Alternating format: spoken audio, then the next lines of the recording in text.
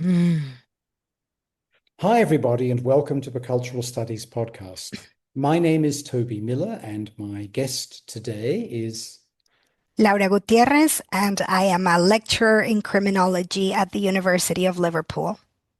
And Laura, it's a great honor to meet you. And actually, here in Guadalajara, it looks like a Liverpudlian day. Oh, It, yeah. it's actually completely grey because we're transitioning. Or it could be a Bogota day also. We're transitioning, Both of which I'm familiar with. Yeah. both of which I've just discovered you're familiar with, Profe. And but what that means is that by about noon, it'll be hot and sunny. So Not let's here. not where you are and not in Bogota either. So Prof. Gutierrez, I wanted to start by asking you what's currently dynamizing, preoccupying, impeding, interesting you. And I can see behind you that you have lots of beautiful postcards, although like postcards, right? So Yes. whatever is preoccupying you, you can always turn around and look at some lovely art. That's what stops me from worrying. That's what encourages me to not be preoccupied, and it grounds me into lots of beautiful things. Nice. So probably not a lot from there. We'll be discussing. Um, But yeah, so I guess what preoccupies me at the minute and what fills my head in every minute of my day is teaching, Mm. which, by the way, I'm a lecturer, so I'm not a professor. A professor is a much higher rank in the UK, so I'd feel a bit of an imposter if I Okay, if take I, the honor of professor. all right. Well, as you know, almost everywhere else in the world, you're, Yeah, exactly. what would you like me? How about if I called you Doctor. Dr. G? It's the degree that I've most struggled with and the most hard-earned one. So I'll be happy with All doctor. right, all right. Dr. G. Got it. Okay, Doc. Go ahead. Yeah. So teaching, and I was telling you this before we started recording. Um, we are academics and we talk a lot about our research and our fields of expertise, but we are teachers. It is a key and cornerstone of our jobs. Hmm. Some like it more than others. I love it. I personally am very passionate about teaching. And at the moment, well, things are changing a lot, right? So there's like AI, the industry, so to say, because it is an industry and a business nowadays, of education is, ever expanding. They want more and more students. They have fewer and fewer staff, austere, kind of like hiring policies. So we're kind of like facing a lot of different issues in the teaching Yeah. aspect of our jobs. But that's kind of like in the back of my mind, right? So what concerns me on a day-to-day basis is something that I actually love being concerned about, which is what we teach, why we teach it, how can we best teach it. And that's something that I've been doing quite a bit now that I'm rewriting some modules, proposing new modules like courses. And I don't know but how much do people know about criminology? Often, when I say that I'm a criminologist, people think dusting bodies in CSI, which It, they find very exciting. And as soon as I say, no, it looks a lot more like sociology or whatever, they're like, oh, well, that sounds boring. It's not what I had in mind. it's interesting. I know that in the US, when CSI and similar programs became popular, there were massive increases in people enrolling in forensic sciences until they discovered it was quite difficult. Well, Difficult and and I quite mean, gruesome also. yeah, and so one field is forensic sciences, forensic psychology, um, and that kind of like has very little to do with what we do. What we do is a social science, and psychology, a rendezvous discipline, um, which means that we study crime and everything related to crime. So, what is crime and why does it change? Who engages in offending behavior? Who gets criminalized and who doesn't? What behaviors are crimes and which ones are not? Because some are more harmful than others, yet are not criminalized. And I'm sure we'll talk about this in a minute. But as a discipline, we just grab any and every tool we need from wherever we can find it. So we borrow from psychology, we borrow from law, we borrow from sociology. I study green things, so I've borrowed from, like geology and biology, all sorts of things, ethics, philosophy, things like that. So we study all things crime, and we just are a rendezvous discipline. We take from each and every one of the disciplines what we want to study better crime related issues, if that makes sense. In the late 60s and early 70s, criminology was probably the most radical bit of the social sciences in the UK. The National Discrimination Conference, I think it was called, and other places. Lots of, burly, white, English Marxist guys, um, you know, Yes. doing work that I personally loved and have been very influenced by. But it was a very guy area, and it was focused on injustice to the working class, I think it's fair to say. Now, of course, it has different origin myths. For example, New York City as an origin myth. And you know all about origin myths, Dr. G, because you've written about them with reference to the idea of police. So I'm wondering if you could tell us what, for you, the origin myth of criminology is, and then perhaps we could go on to talk about the origin myth of police. So, criminology has changed a lot, and it has like very, very, you know, old origins, very problematic eugenics, Lombroso, so stuff that Right. it's changed too much, thankfully, to be able to recognize that criminology right now. So we have what you were talking about, all of the radical school, that critical school that was born in the 60s. And then it started taking off, right? So it became an issue of not just criminals are terrible people and we must stop them and punishment and blah, blah, blah, punish them. But it became a lot more critical, and that is asking, well, what is crime? How come, you get penalized for fly tipping, but corporations that cause a lot more environmental harm, much more than any one individual could ever cause, are just working legally. So, what And, is crime? and are getting public subvention to continue with their criminality.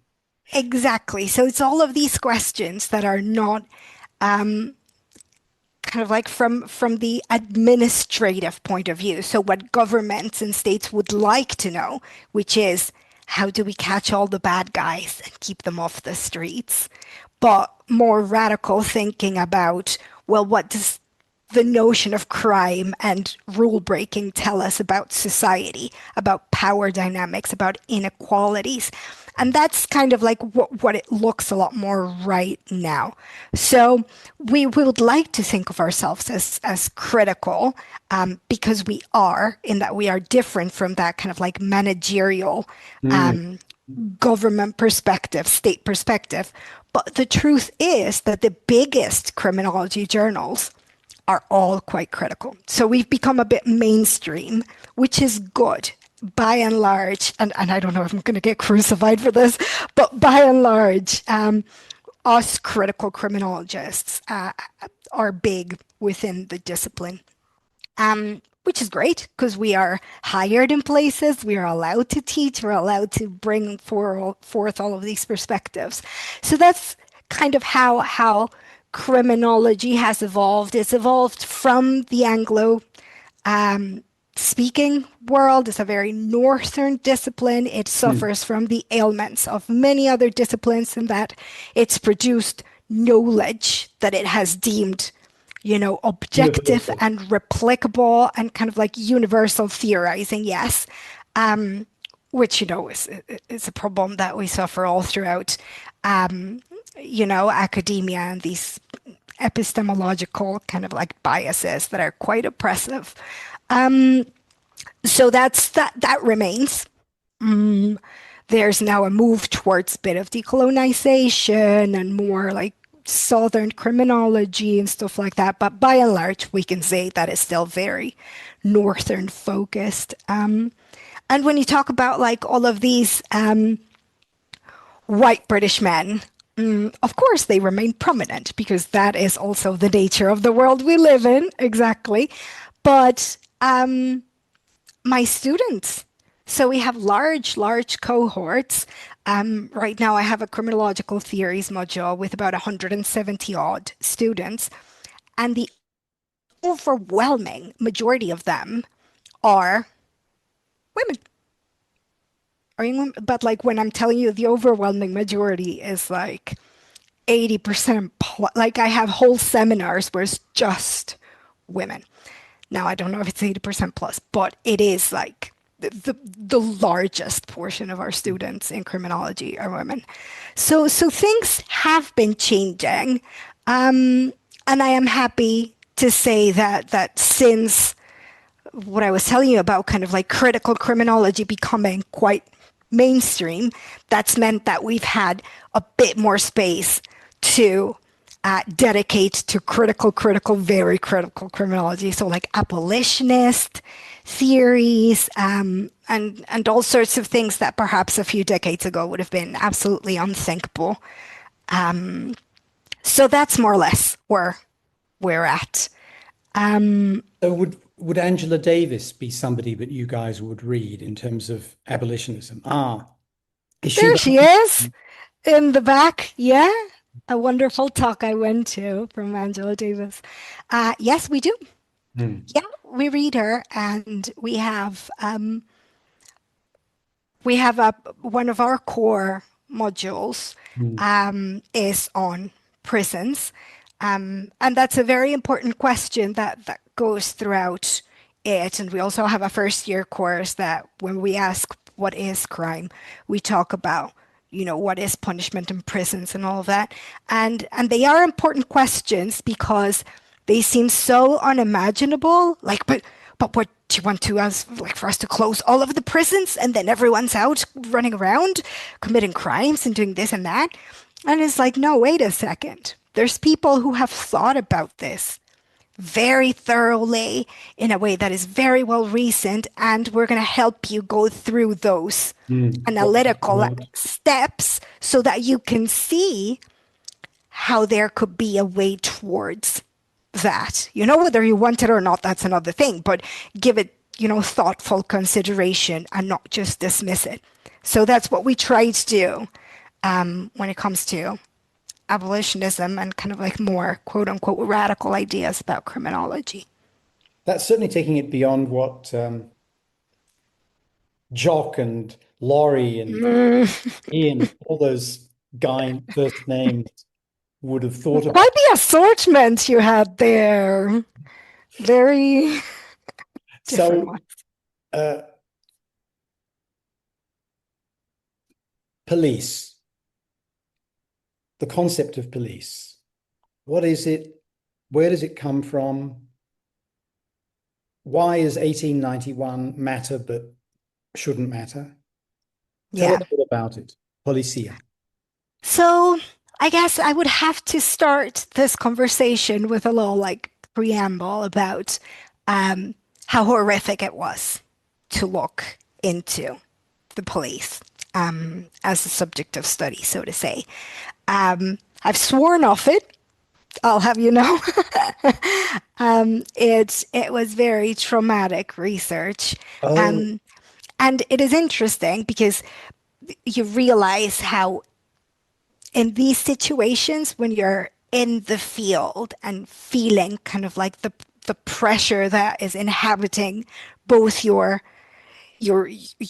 normal self, so to say, and your researcher self, and your professional, personal, all of these things come together in the field, and things start bubbling up. So you have like personal trauma, you have like a professional persona to maintain, you have like an outraged kind of like take on things, like what is this that I'm witnessing, but you have to keep it together, so it's just like too many things that are happening at once. And that's tremendous pressure in, I guess, any field of research that requires that type of field work. But so for me, it just ended up in like PTSD. I had to stop doing kind of like the field work. So it ended up unleashing a bunch of mental health issues, which eventually triggered a powerful bipolar gene that runs in my family. So I have bipolar disorder. So all of these things that kind of like resonate or like reverberate throughout, Yeah. your life, that take over and get like new meaning, right? So it was very difficult field work. It has shaped my profession, my personality, obviously, and my take on what it means to be a researcher when you're studying difficult subjects, right? So Well, that's my very long preamble. no, can I just say something about the preamble before you go on to talk Yeah, about go on. give your answer to my question?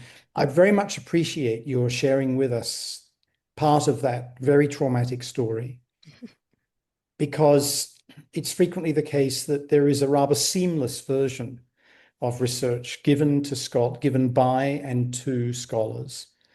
And there are real risks, which can be about one's own history, or in your case, also biology, as it were, or physiology, right?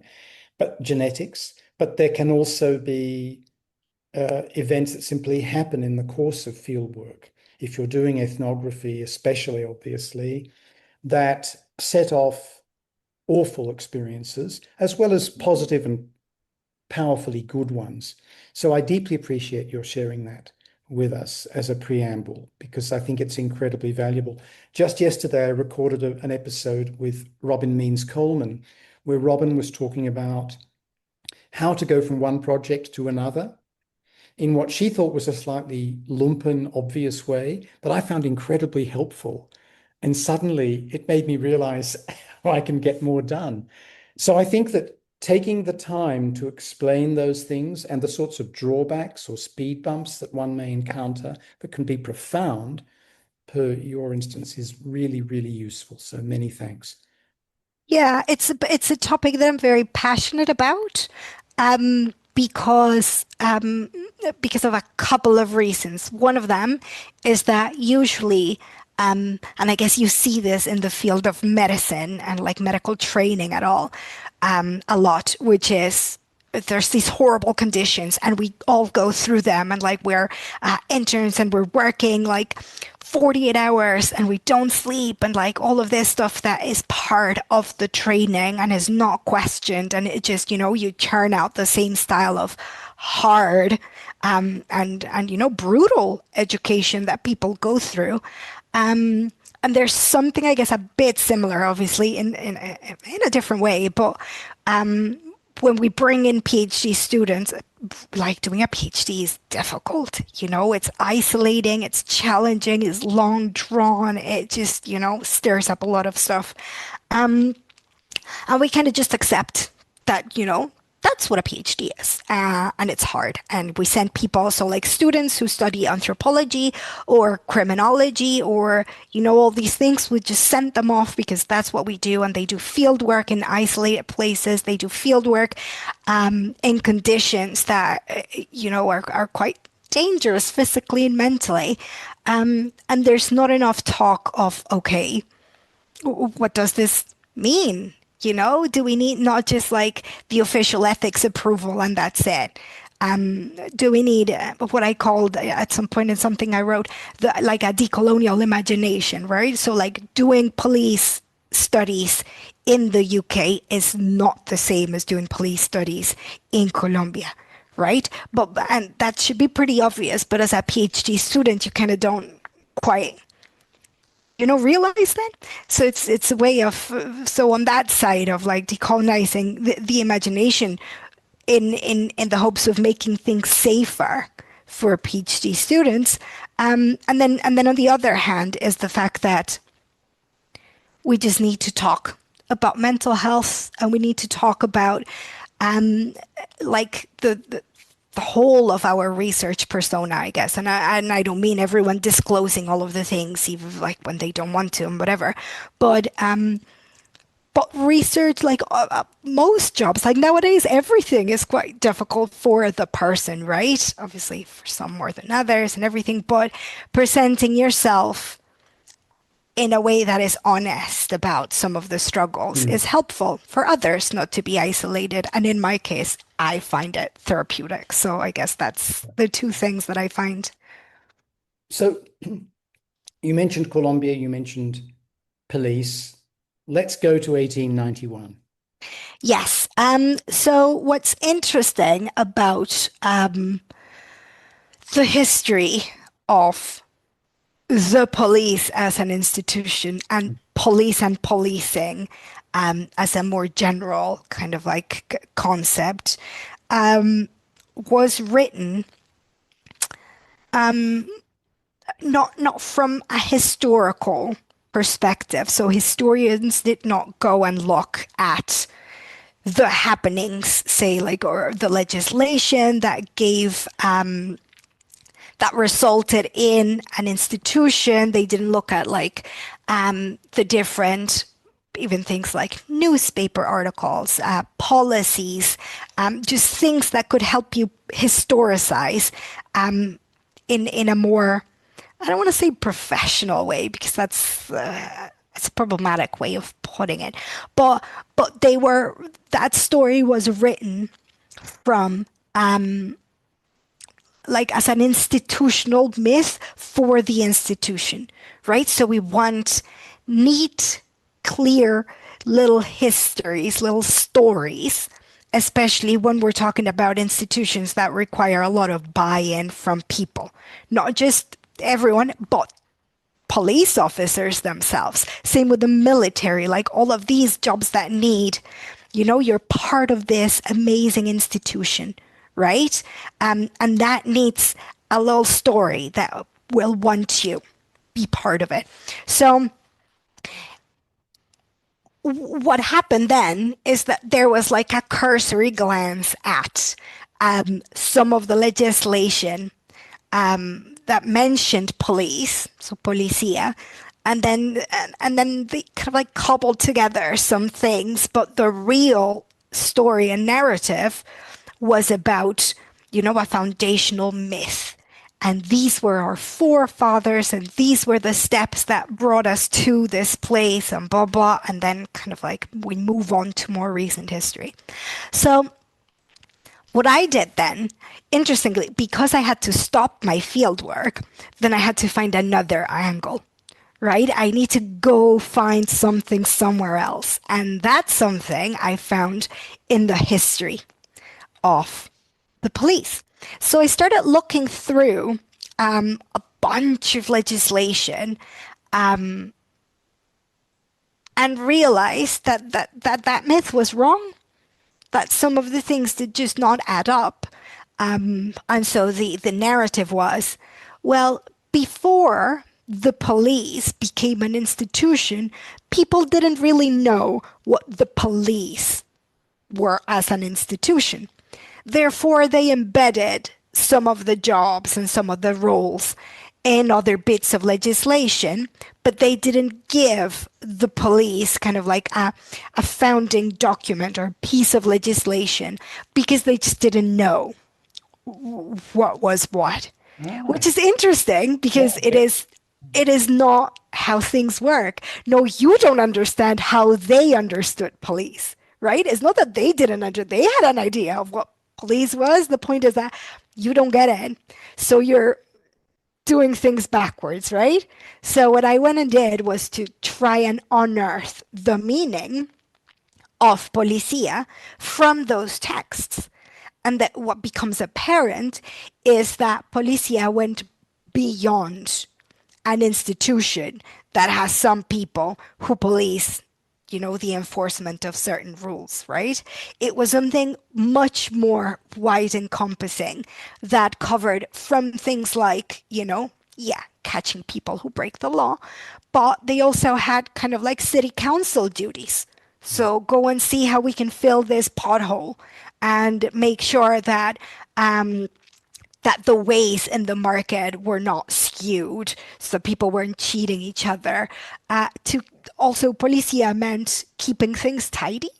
So someone was supposed to like clean the chambers and mind the policia of the place, right? So when you don't understand that, clearly you'd be very puzzled if you start looking for today's idea of police and try to find it in historical documents, right? Because you couldn't find it because that's not what it meant. So there's this whole kind of like untangling of that web and following the the development of the word and the meaning.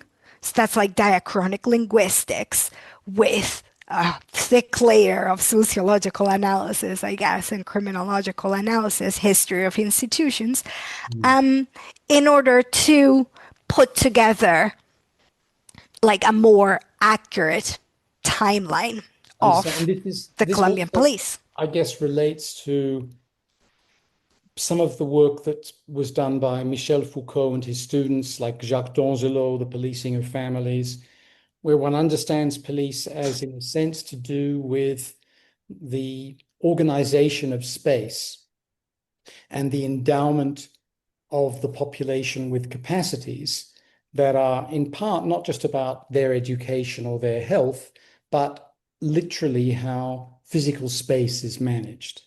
Would that be fair to say? Yeah, so I think it was a couple of years ago that I was invited to give a little class, master's class, and not in like the pandemic style master's class, but like um, a colleague who was running a master's in history in Colombia, and he invited me to give one of the classes, one of the sessions, where they read a text that I wrote with Nucleus, and that's been published in Theoretical Criminology, and we talked about it. And so one of the very insightful questions that I got there was like, okay, but how do you stop from, how does this not turn into, well, control and policia is everything and therefore nothing, right? So is this like, okay, there have to be contours, right? There has to be a way of making this something instead of it dissolving and kind of like vanishing into, well, it's everything and it's everywhere, right? So it was something that we discussed and talked about, and at the end of the day, there are things that my guiding thread was the police as an institution, right? So I was able to kind of, my aim was to see where that was coming from. And so I pulled at different threads, but my aim was not to uncover kind of like the white net of kind of like Foucauldian control, Understand. Yeah. which would have brought me outside of the realms of what I wanted, right? So it's not education, healthcare, the disciplining of the body, blah, blah, blah. So that was kind of like what tethered me to. Right. And this is also the lawyer within you speaking, because I think you have legal qualifications where basically you guys have to limit things in order to do your job, right? There has to be a boundary. It's a big thing in sociology too, but it's a very big thing in the law, no? Which I massively failed at. I really disliked law. So even though I did do my undergrad in law, it was very clear that my calling was a different one. Now, I have another date to throw at you, Prof. It's one of the most important dates in history, 1958. It's the year that Prince, Madonna, Michael Jackson, and I were born. It's also the origin myth of violentology in Colombia. And it's the year of the first of the 4 or 5 commissions into violence in Colombia. Isn't this an alternative to the kind of global north account of criminology that Colombia has contributed in complex ways to the whole notion of violentology? Until I lived there and was writing a book about violence in Colombia, I didn't know there was a thing called viontología. I didn't know there were people who were called viontólogos, like, violentologists. That's an interesting alternative history, isn't it? So, my friend and colleague David Gorges has written quite a bit about this.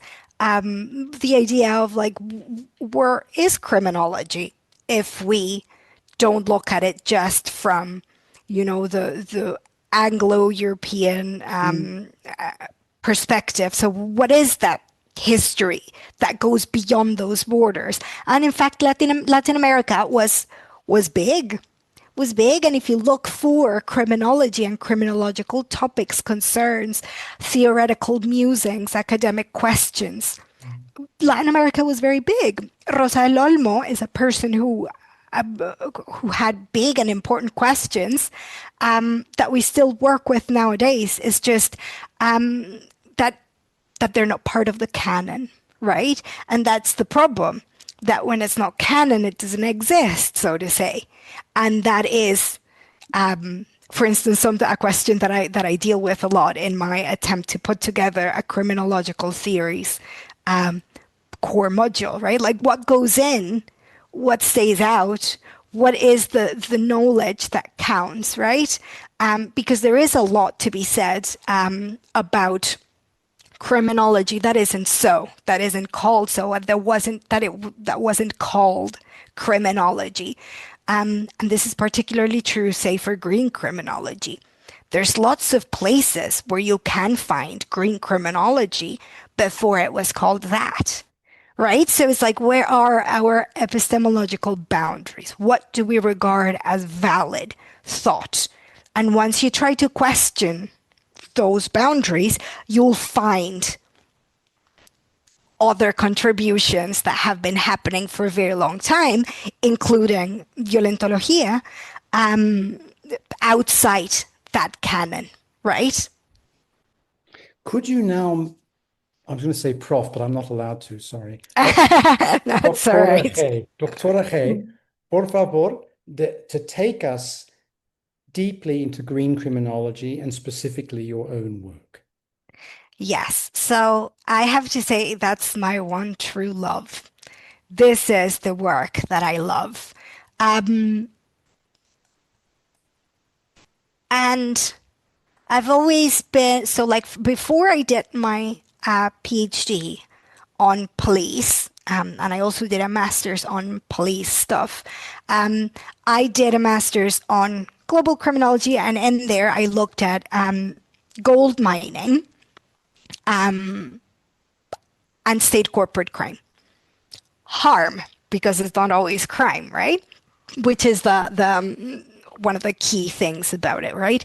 So I looked into gold mining in Colombia, particularly one mining project that was going to happen, an Anglo Gold Ashanti, which is one of the biggest mining corporations, and how that project was sparking a lot of social conflict, environmental conflict, kind of like local political conflict, and just what is going on there, right? Because we are taught that criminals are criminals and law abiding people and companies are law abiding, right? So, what happens when the interests of the state and the interests of a corporation intersect?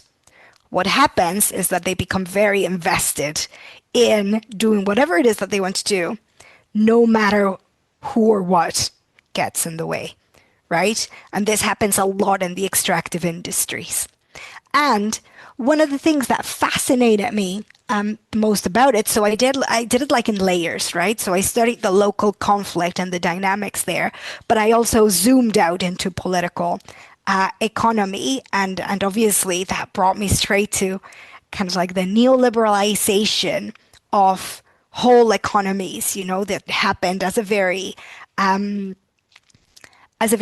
well coordinated plan, right? So it became that foreign direct investment and foreign aid were tied into, okay, we're going to give you things, but you have to restructure your legal frameworks. You have to give us the best possible deal to come to you. And that still happens, right? So you have to be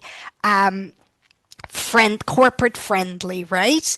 And what that means is that often they give corporations, again, the extractive industries is kind of like an amazing example of this. They give them everything so that they can come in and extract, promising, development, and we'll bring jobs and we'll bring this and that, and we're going to fund your local football club, and we're going to, put better desks in the school and whatever.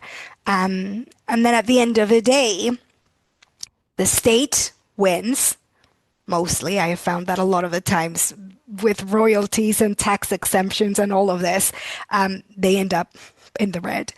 But the state wins, the corporation wins, and it's usually communities that end up suffering. They get displaced, their water supplies become threatened. Politically, a big corporation comes in and starts, there's this thing about informed consent. So communities have to say, yes, you can come in and mine. So these big corporations come in and try to convince people, right? So that creates tension in the communities, the pro miners and the anti miners. And so, like, there's this whole network of interactions, actors from the local to the like big political economy, international relations thing that operate to produce serious socio-environmental harm. And that's what I love looking at. Um, in the bourgeois liberal media of the Anglo world, by which I mean The Guardian, because there's nothing else, uh, one hears a lot about gold mining, violence against social defenders, indigenous people in the Amazon. But people don't know about the Rio Magdalena, which I think is the second biggest river in South America after the Amazon, and the horrendous pollution of that magnificent waterway that takes the form of licit and illicit activity. So the FARC and the paramilitares throwing dead bodies in there, throwing bomb material in there, God knows what, right? As well as miners, manufacturers, and so on.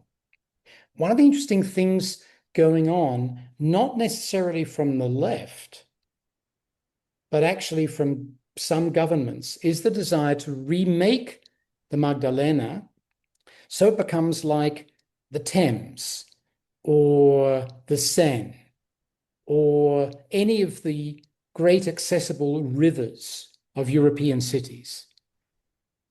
An almost impossible task, but there are interesting thoughts about what to do in that with that situation.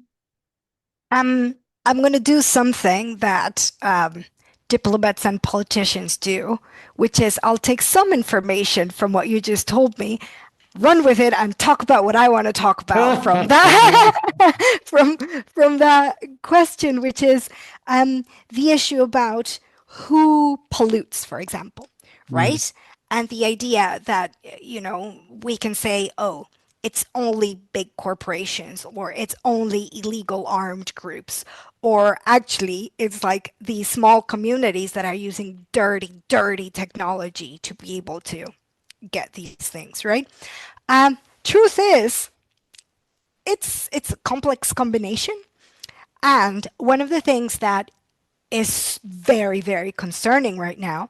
We've been thinking about this with my colleagues, Annette Hubschle and David Goges, and it's the war on green crime. And the war on green crime is operating. It's taking off, right? So this ship has sailed. Um, we had the war on terror, we had the war on drugs, and what's coming is the war on green crime. It's gonna go heavy on legislation, heavy on penalties, heavy on, going after the most responsible ones. And it's going to suffer the same fate, right? If we're talking about who's polluting, they're going to go after the small communities doing like using dirty technology. They're not gonna go for the big corporations, and at the end, the people who are going to suffer the most are, the informal fishers fishing in prohibited areas, the subsistence poachers, but not really. We're not going to be addressing the proper issues, which have to do with, inequalities, again, like who suffers the most from environmental harms, who is in most need of environmental justice, who are the key perpetrators of environmental damage. Why do small communities, individuals engage in harmful behavior? And how can we avoid that? Not by penalizing them, but by taking kind of like a multi-dimensional, holistic approach to bettering the lives of those people who otherwise seek harmful, so to say, livelihoods, right? So there's this thing about, okay, these people are polluting, and these others too. So what we're going to do is we're going to get rid of everyone so that we can make this river the most beautiful, perfect, wonderful. And you can say that about also like national parks, right? Because it's that same idea. We're going to clean this. We're going to make them pristine. We're going to get people out of it. It doesn't matter if we need displacing people. It doesn't matter if we need militarization and violence to control these natural parks. We're just gonna, go hard with a military punitive approach that we've done with the criminalization of drugs, that we did with like all of this stuff that had to do with terrorism, all these big wars that Mm. are performative and good business for states, but that ultimately have terrible consequences for marginalized communities and people. Absolutely. I knew a guy who was an executive with a big extractive multinational in Colombia. And in this case, we were talking not about marginalized groups engaging in ecologically unsound activities, but about his company paying the paramilitares to kill social Mm-hmm. defenders, kill indigenous people, palenqueros, palenqueras who were defending the rights of nature. And I said, it's true, you guys do this, don't you? You've got clean hands because you pay people to kill social defenders. Well, you're nodding, Dr. G. He nodded too. It was, That's um, and we all know it's one of these things that everybody knows in these countries, but getting it on the record is impossible. but and also it makes you wonder, okay, if we go for the war on green crime and we, put together all of these funds and all of these international regulations, the UN is floating a first protocol to kind of like criminalize these kinds of issues. So you put together all of these things where the idea is we're going to put all of our money to criminalize, punish, and go hard on these crimes, right? Well, that thing you just told me, where would that where would that come in, right? It wouldn't. It wouldn't at all, right? Because like clean businesses are clean businesses, right? And their practices are never questioned. So in a conversation we were having in an international setting a couple months ago. One person was saying, I think he was a lawyer, he was saying, well, because I was saying, well, you have to take corporations into account. Because when we're talking about land grabbing and when we're talking about poor use of the land and resources, the corporations have to be taken into account. I said, well, no, because they have legal rights that they've rightfully, acquired, and that makes it. And I was like, no, one step back. Even if we assume that what they're doing is legal and perfect, you have to see how that land was acquired, how that land is protected, what kinds, and this is where we're coming in, right? If there's an area where an extractive company has an interest, they'll happily pay illegal armed groups so that they can evacuate, let's say, the people, and so that they can come in and say to the state, look, there's empty, unproductive land. We'll pay you a nice, beautiful amount of money, and you let us go about our business. So it's all that dirty dealing that happens that does not get addressed with a big war on crime, and we know who's going to suffer.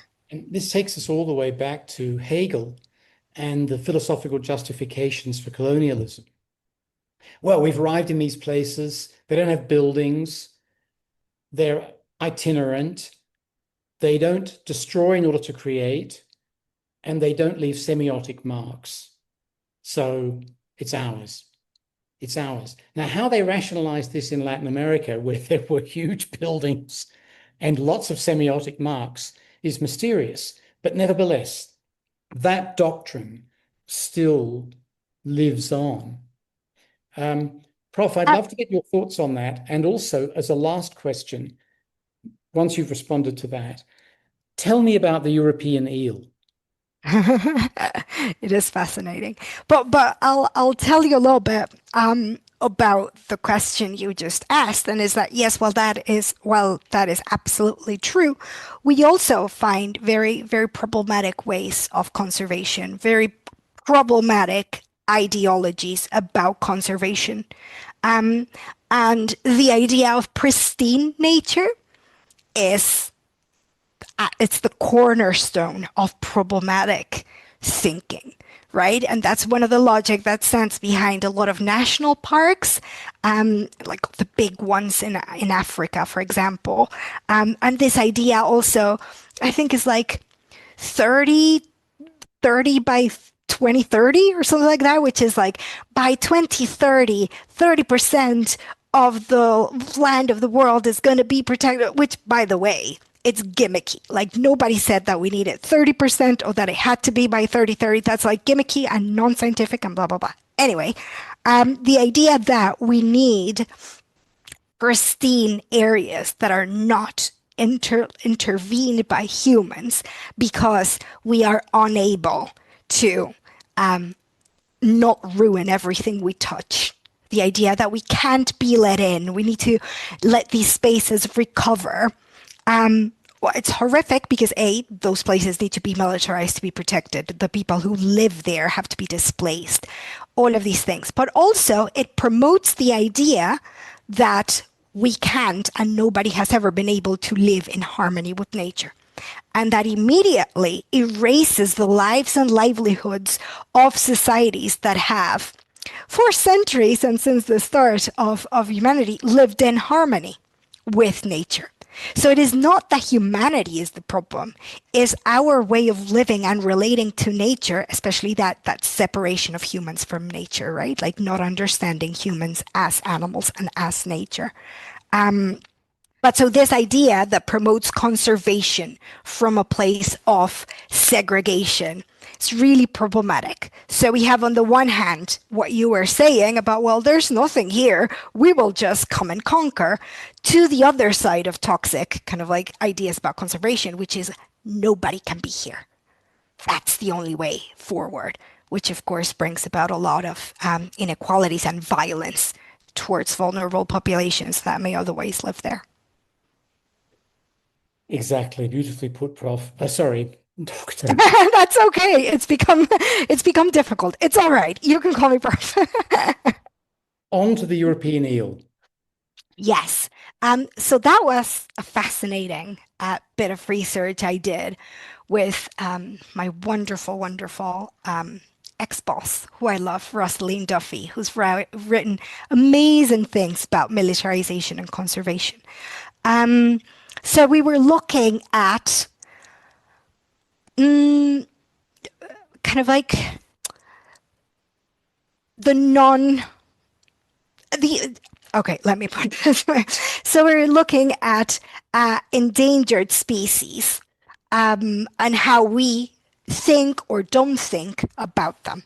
So we think about endangered species out there in exotic places, but we don't think about, for instance, Europe as a place where species are coming extinct. And especially, I guess, because of that bias that we have for the big five. So we care that, like, the elephants are, in danger in this particular place. We care about lions. We care about the panda bear. We care about all of these charismatic species, they're called. And then we have less charismatic species that we don't care about. And a lot of fauna in Europe is mildly charismatic, some of it, but a lot of it isn't. The European eel isn't, a wonder to look at. So we had three streams. One was the bear, which is obviously a lot more charismatic. We had European songbirds, and then we had the eel, which, birds, kind of nice. And then we had the poor eel, ugly, slimy, yucky, right? So what I looked into was, okay, what is happening to the European eel? The population has decreased dramatically since the 80s. And what I mean dramatically is it has dropped to the one digits. Well, to tens. It depends on the science. That was one of the findings, actually, that the science is not very complete. We don't have enough data or enough or good enough data about lots of these things. I'm losing my train of thought. I'm sorry. The point being that I was looking into the overlap between legal and illegal trade in eels because you can trade them, but only with permits. And there's a whole thing about the European Union CITES. Like there's a lot of kind of like regulatory stuff going on. But the most important part for me, given my interest in like state corporate crime, crimes of the powerful, all of that, was the fact that the illegal does not just happen in illegal places and by illegal actors. A lot of legal businesses engage in, plain legal or dubious activity that contribute to an overall grim picture for the eel, right? So we have, and there's a lot more that is publicly known nowadays, but it's a small market in the UK. Like, by first name and last name, all of like the key players and who they are, and what they're after. I talk to like law enforcement across the EU, and they also know who they are and what they're doing. So it's this idea of, okay, how do we make sense of the illegal when there's so many kind of like gray actors or actors who are legal but engage in illegal behaviors. Like there's this whole complexity that we haven't taken into account. Again, especially if you're going for like a full punitive law enforcement, blah, blah, blah, kind of a clear criminal, non-criminal approach. That was one of the very interesting things we found. And the other one that was interesting that I was gonna, it escapes me. Oh, my light went off. Um, oh yes, the thing that I was going to say then, that the other thing that was very interesting was that we're focusing, especially with the European eel, it's very easy to focus on trade and trafficking, right? Because it's like the easiest, quote unquote, to solve. But there are so many more things that are affecting the European eel population. Think about draining of the wetlands. Think about the drying of areas where they're like estuaries, the contamination of stuff, dikes and dams. They can't go like for migrating creatures. It's that's really a killer. And then if you think about the fact that there's been some little like steps and passages that have been put in place for fish to migrate and for them to be able to cross these barriers. Most of them are built for salmon. So again, we have this idea of like some animals matter more than others, or we keep them in mind more than others. Those are useless for eels. So there was this idea of, okay, you can go for that, but there's tall orders of what we could be doing in terms of, the population. So those are assorted bits of that research that are, that were quite interesting to me. Prof, I'm going to turn my camera off for a moment because speaking of animals, I've got a couple of cats that are making life rather difficult for me, and I need to feed them. And I don't want to distract the conversation, but to finish this, so if that's all right, I'm going to turn the camera off. But I wondered Yeah. if to finish up, there might be things that you want to add. And that might mean going back over terrain we've already traversed, where you want to say something more, or it might mean some area that we haven't discussed. Does that sound okay as a means of bringing things to a conclusion? Yeah, that sounds good. I guess the thing that I love and matters a lot to me is, again, going back to the start, I guess, teaching. Mhm. And this idea of what are we promoting as canon, right? What are we telling students is the crux of whatever it is that we're teaching, right? So it's come to a point where we're, What is the canon? What must you know? yeah, and you're asking me or rephrasing? Just, yeah, rephrasing. Sorry. Okay. Yes, it's just because I don't have the visual cue that I can tell.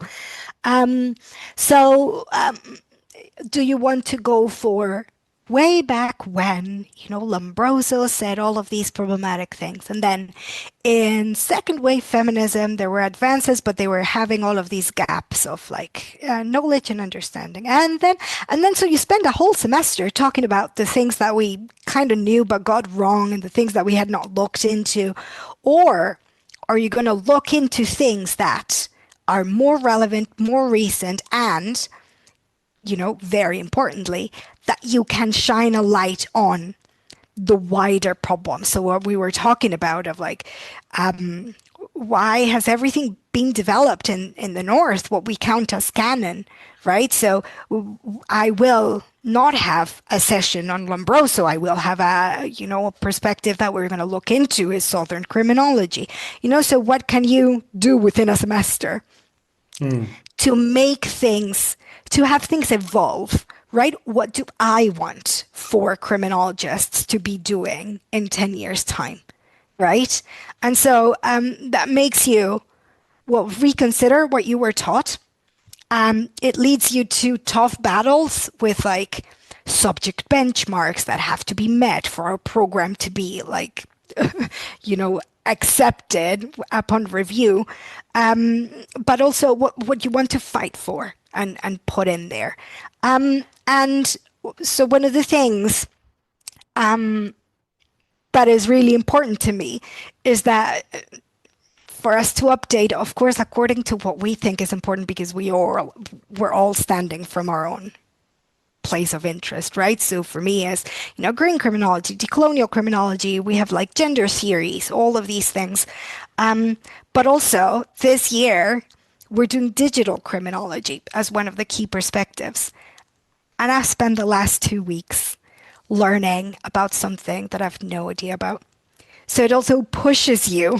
It's like it is key, right? So in that discomfort of as educators, we need to go outside of our research We can't all teach specialisms. These people need a core. These people need to understand their subject matters in a way that is critical, updated, and and and that's something that I want to highlight and that is keeping me busy and preoccupied and that fills my days, which is, putting together that revived canon, the canon that I wish had been taught to me, even if it means that I'm creating work for myself by learning a whole new world of digital criminology. I think that's beautiful. I think one of the big problems with current academia in rich countries is the way in which there are tracks made possible for young scholars whereby they never teach. And that leads them to being arrogant, boring, and stupid and ignorant. Don't Teaching, know to what extent, but some certainly. everyone I've ever met, because they're not required to speak to the great unwashed about topics that they themselves are not specialists in, which means that the chance of joint learning, where you can learn from the hundreds of people you teach all the time and every day, is cut off from them.